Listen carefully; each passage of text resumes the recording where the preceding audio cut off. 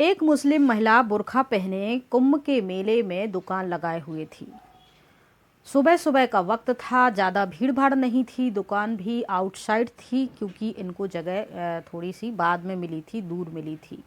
तो नित्य काम में लोग अपने लगे हुए थे। वहीं ये महिला भी अपनी दुकान खोलने की तैयारी कर रही थी। तभी चार लोग आते हैं जो कि साधु के भेष में होते हैं और कहते हैं कि हमें कुछ दान दे दीजिए।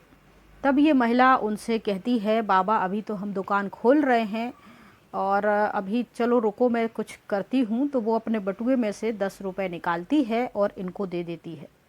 तब ये चार जो महात्मा होते हैं, भिखारी जो बाबा होते हैं, ये उनसे कहते हैं कि 10 रुपये में क्या होगा, हम चार लोग हैं, थोड़ा और पैसा दे दीजिए तो हमें ठीक रहेगा। हम यहाँ साधु हैं और तपस्या कर रहे हैं, अपना भजन पूजन कर रहे हैं और इसके बाद हम लोगों से ऐसे ही सहयोग लेकर अपना गुजर बसर करते हैं। तो अगर तुम ज़्यादा पैसा दोगी, थोड़ा और दोगी तो हमें आराम हो जाएगा। फिर वो महिला अपने बटुए में देखने लगती है और इन साधुओं की नज़र उस बटुए पे पड़ जाती है जिसमें कुछ 8-10 हज़ार रुपये दिखाई दे रहे थे। फिर एक साधु उनका हाथ पकड़ लेता है, दूसरा बटुआ छीन लेता है और एक और उसका मुंह दबा लेता है और हाथ जो है दुकान में जो सामान रखा हुआ था, तो कैश वैश जो थे, तो वो छीना झपटी यहाँ होने लगती है।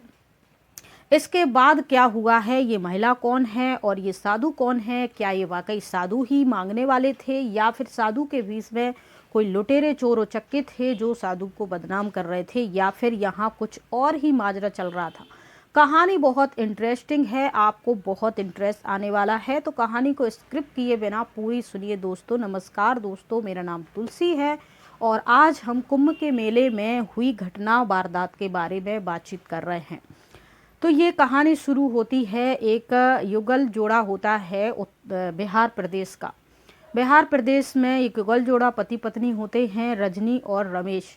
ये दोनों अपनी चाय की दुकान लगाते हैं बिहार प्रदेश में और अपना गुजर बसर करते हैं। तब रजनी अपने पति से कहती है, सुनिए जी, बिहार कुंभ का मेला शुरू हो गया है, आप चलिए, मैं कभी बचपन से लेकर अभी तक कुंभ का मेला देखने नहीं गई हूँ, आप वहाँ ही अपनी कोई दुकान खोल लीजिए और हम घूम भी लेंगे, मेला भी देख लेंगे, हमारी कुछ कमाई भी हो जाएगी। पति पहले तो मना कर देता है कि इतना बड़ा कुंभ का मेला है, हम कहाँ छोटी सी दुकान, और हमारे पास तो इतना पैसा भी नहीं है कि हम अपनी पूरी व्यवस्थाएं बना सकें। वहाँ जाएंगे, टेंट लगाना पड़ेगा, रहने की, खाने पीने की सभी व्यवस्थाएं, हमारे पास इतनी जमा पूंजी भी नहीं है कि हम वहाँ जाके दुकान खोल सकें। पत्नी थोड़ी सी मायूस हो जाती है। पति फिर थोड़ा कुछ सोचता है, उसके बाद कहता है, ठीक है चलते हैं, कोशिश करते हैं, अगर बन जाती है बात तो हम अपनी दुकान खोल लेंगे। ये दोनों पति पत्नी रजनी और रमेश चले जाते हैं और वहाँ जो भी फॉर्मेलिटी होती है, बात करते हैं दुकान खोलने की। तो इनके लिए एक आउटसाइड में खाली जगह दे दी जाती है क्योंकि इनकी चाय की दुकान होती है, ज़्यादा इनको जगह की ज़रूरत नहीं होती है। जो भी फॉर्मेलिटी वगैरह होती है वो सब करने के बाद ये एक खाली सी जगह में अपना एक छोटा सा कपड़े का टेंट टाइप का बना लेते हैं, एक काउंटर लगा लेते हैं चाय का और फिर अपनी तैयारी करने लगते हैं दुकान की। सुबह के लगभग 10-11 बज रहे थे और ये जो रमेश हैं अपनी दुकान की तैयारी कर रहे थे और इनके पास कुछ पैसे थे, 8-10 हज़ार रुपये। तो ये तैयारी कर रहे थे, जमा रहे थे। इतने में चार लोग और उनकी जो पत्नी है रजनी, वो मेले देख रही थी, दुकानें देख रही थी कि कहाँ कैसा हो रहा है, क्योंकि उसने पहले कभी मेले देखे नहीं थे। तो वो थोड़ा सा सैर सपाटा के लिए निकल जाती है। रमेश यहाँ अपनी तैयारी करते हैं। वहीं एक चार लोग आते हैं साधु के भेष में और कहते हैं कि महाराज को कुछ सहयोग कर दीजिए, खाने पीने की व्यवस्था हो जाएगी तो अच्छा रहेगा।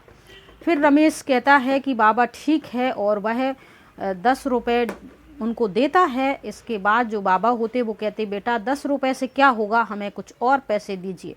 तब वो कहता है कि बाबा हमारे पास तो अभी पैसे हैं नहीं, हम तो यहाँ कल ही आए हैं और आज जमा रहे हैं, धीरे धीरे हमारी दुकान चल जाएगी तो हम आपका सहयोग ज़रूर करेंगे, अभी हमारी गुंजाइश नहीं है।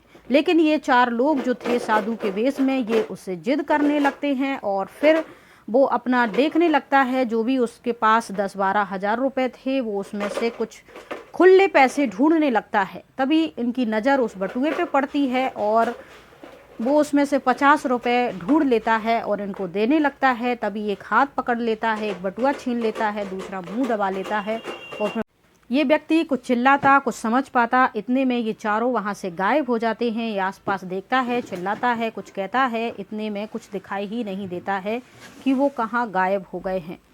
ये रुआसा सा अपनी दुकान में सिर पकड़ के बैठ जाता है। थोड़ी देर बाद इसकी पत्नी आती है रजनी और कहती है, क्या हुआ जी, आप इतने उदास परेशान क्यों? वो कहता है, रजनी, हमने जो आज की सामग्री लेने के लिए जो 10-12 हज़ार रुपये निकाल के रखे थे वो सब चोरी हो गए हैं। कुछ लोग आए थे साधु के भेष में और वो चोरी करके चले गए हैं और मुझे लगता है कि वो साधु नहीं हो सकते, क्योंकि साधु तो ऐसा काम करेंगे नहीं। तो हमारे पास इतने ही पैसे थे, बाकी के पैसे हमने सब व्यवस्था बनाने में, खाने पीने में और जो भी यहाँ की फॉर्मेलिटी थी वो सब कुछ करने में खर्च कर दिए थे। 10,000 रुपये ही थे, जिसका आज सामान ले आते और फिर दिन भर उसकी बिक्री होती तो हम फिर कल का सामान ले आते। हम साधारण लोग हैं, रोज़ कमाने खाने वाले हैं और वही चले गए हैं। अब तो हम बर्बाद हो जाएंगे, हमारा कुछ नहीं हो पाएगा यहाँ। तो पत्नी दोनों थोड़ी निराश होते हैं। थोड़ी देर सोचने के बाद आसपास देखते हैं तो काफ़ी ज़्यादा पुलिस इधर उधर खड़ी हुई थी। तो पत्नी कहती है, सुनो जी, पुलिस व्यवस्था है, चलिए हम पुलिस में शिकायत दर्ज करते हैं, वो शायद हमारी कुछ मदद करें। पति पत्नी दोनों जाते हैं, पुलिस से कहते हैं, सर हमारी चोरी हो गई है। कुछ 4 लोग साधु के भेष में आए थे और हमसे भीख मांग रहे थे। हमने कुछ पैसे दिए और वो हमारे सारे पैसे छुड़ा के भाग गए। तो वो कहते हैं कि अपनी संभाल खुद करनी चाहिए, इतनी भीड़ भाड़ है, इतने लोग हैं, करोड़ों साधु हैं, मैं किस किस से जाके पूछूंगा तुम्हारे पैसे किसने चुराए हैं। तुम्हें अपनी सुरक्षा व्यवस्था खुद बनानी चाहिए थी, अपना कम से कम पैसा संभाल के रखना चाहिए था, उनको दिखाना नहीं चाहिए था। इसमें मैं कुछ मदद नहीं कर सकता हूँ। पुलिस वालों की बातें सुनने के बाद वो बहुत गिड़गिड़ाए, रोए, लेकिन किसी ने उनकी मदद नहीं की। इसके बाद वो निराश से अपने वापस आ रहे थे, तभी उन्होंने देखा एसपी साहब की गाड़ी वहाँ से आ रही है सामने से। वो पीछे मुड़ के देखते हैं, अधिकारी की गाड़ी आती है। वो मुआयना कर रहे थे, सब लोगों से पूछ रहे थे कि सब कुछ ठीक है और वो ये देख रहे थे कि जो पुलिस प्रशासन है उनका काम सही से हो रहा है कि नहीं हो रहा है। तो इस प्रकार से जब आते हैं तो ये फिर से कोशिश करते हैं कि चलो अब एसपी साहब से बातचीत करते हैं। तब ये दोनों पति पत्नी एसपी साहब पे पहुंचते हैं और कहते, सर हमारी दुकान पे कुछ 4 साधु आए थे, वो पैसे मांग रहे थे और जैसे ही उन्होंने हमारा बटुआ देखा तो वो छीन के भाग गए। हमारे पास सिर्फ 10,000 ही रुपये थे, जिसका हम आज सामान खरीदते और इसके बाद दिन भर काम करने के बाद जो कमाई होती तो हम कल सामान खरीदते। तो वो कहते हैं कि तुमने पुलिस से मदद क्यों नहीं ली? तो वो बताते हैं कि हमने पुलिस से मदद ली थी, लेकिन उन्होंने कहा है कि इतने सारे करोड़ों लोगों में हम उन चोरों को कैसे ढूंढ सकते हैं, तो तुम्हें अपनी संभाल। तब एसपी साहब कहते हैं, कोई बात नहीं, देखो तुम्हारे पैसों का इंतजाम तो हो जाएगा, लेकिन इतने करोड़ों साधुओं में हम उनको ढूंढेंगे कैसे, ये थोड़ी समस्या है। तुम रो नहीं, घबराओ नहीं। और इससे एसपी साहब जो थे, पहले उन्होंने अपने जीवन में काफ़ी ज़्यादा गरीबी देखी थी, परेशानी देखी थी और वो मेहनत करके एसपी बने थे, इसीलिए इन लोगों का वो दर्द समझ पा रहे थे और उन्होंने अपने ही पॉकेट खर्च से उनको कुछ 10-12 हज़ार रुपये दिए और कहा कि तुम अपना सामान लेके काम शुरू करो, मैं देखता हूँ क्या हो सकता है। ये लोग जाते हैं और अपना काम शुरू करते हैं। तब एसपी साहब अपना चले जाते हैं और पुलिस वालों से कहते हैं कि लोगों पर थोड़ा सा ध्यान रखो, कोई चोरी चकारी की अगर कोई शिकायत कर रहा है तो तुम थोड़ा सा सतर्कता बरतो। और वो चले जाते हैं और शाम को बैठ के अपने ऑफिस में सोच रहे होते हैं कि ये छोटे छोटे लोग जो आउटसाइड में दुकान लगाए हैं, इनके साथ फिर से कोई ऐसा काम हो सकता है। अब इतनी सारी भीड़ है, करोड़ों लोग हैं और किस किस के साथ क्या क्या हो जाएगा, कितने लोगों को परेशानी होगी, हमें कुछ करना चाहिए। उनको ख्याल आता है चोरों को पकड़ने के लिए, इसीलिए वह एक अपनी जो सिपाही होती हैं, महिला सिपाही, उनसे कहते हैं कि सुनो, हम एक काम करते हैं कि मेले में कुछ जो छोटे लोग छोटी मोटी दुकानें लगाए हैं उनको कुछ लोग ठग रहे हैं, चोरी कर रहे हैं, तो तुम एक काम करो, तुम एक महिला दुकानदार बन के बैठो आउटसाइड और देखते हैं कौन क्या हरकत करता है। ये प्लान बताते हैं तब वो महिला सिपाही मान जाती है। एसपी साहब, महिला सिपाही और कुछ 10-12 सिपाही जो सिविल ड्रेस में उस दुकान के आसपास ही रहते हैं कि कौन आता है यहाँ देखने के लिए। वो महिला सिपाही जो होती है वो ऊपर से बुर्खा पहन लेती है और एक मुस्लिम भाई की दुकान वहाँ होती है कॉस्मेटिक की आउटसाइड। उनसे कहते हैं कि यहाँ कुछ चोरियाँ हो रही हैं और छोटी दुकानों पर कुछ लोग ज़बरदस्ती परेशान कर रहे हैं उनको, तो हमें कुछ मदद चाहिए। तुम्हारी दुकान पर ये महिला बैठेगी 1-2 दिन के लिए जब तक वो चोर पकड़े नहीं जाते। तब वो भाई जो होता है वो तैयार हो जाता है और ये महिला सिपाही बुर्खा पहन के इस कॉस्मेटिक की दुकान जो छोटी सी उन्होंने चादर बिछा के लगा रखी थी वहाँ बैठ जाती है।